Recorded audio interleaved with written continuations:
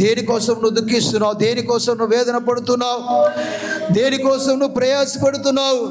ముఖ్యంగా ఆత్మీయమైన పరిస్థితులను కట్టుకోవడానికి, ఆత్మీయమైన స్థితిగతులను మెరుగుపరుచుకోవడానికి దేవుని ఎదుట నిందారహితులుగా మీరు జీవిస్తున్నట్లయితే, ఎలిజబెత్ లాగా, జకరీ లాగా, అలాగనే కన్యకైన మరియా, యోసేపు లాగా నిందలు అవమానాలు మోస్తూ ఆ సియోనులోనే, యెరూషలేములోనే, అనగా ఇప్పుడున్న దేవుని సంఘములోనే, దేవుని ప్రజల మధ్యలోనే, దైవజనుల ఎదుటలోనే, విశ్వాసుల ఎదుటలోనే దేవుని కొరకు నిందలు అవమానాలు మోస్తూ దుఃఖిస్తూ వేదన పడుతున్న వారిని దేవుడు స్తుతి వస్త్రముతో, పూదండలతో దేవుడు దర్శించి సత్కరించేవాడు అయినాడు ఆయన.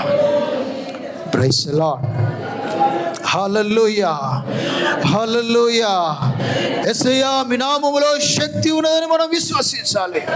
ఆ రోజు వారు యెహోవా నామములో శక్తి ఉంది, బలం ఉంది, మా నిరీక్షణకు ఒక ఆధారం ఉంది, మా కన్నీళ్ళన్నీ కూడా తుడవబడతాయని, మా హృదయాలను కూడా బలపరచబడతాయని, తిరిగి మళ్ళీ పూర్వపు సియోనును, యెరూషలేమును, యూదాను మేము చూస్తామని, హల్లెలూయా, ఎలాగా నిరీక్షించిన బిడ్డలకు దేవుని దర్శనము కలిగినట్లుగా, అరుణోదయ దర్శనము వారి మధ్యలోనికి వచ్చినట్లుగా, ఈ సమయములో కూడా ఈ సంఘములో సియోను మందిరములో ఉన్న మనకి కూడా రిబా షబా రబా దురాలా రబా కబా, అయ్యా నిజముగా నేను ఆరాధించే వీళ్ళను దర్శించే దేవుడవు నాయన, వారిని పూదండలతో సత్కరించే దేవుడవు నాయన.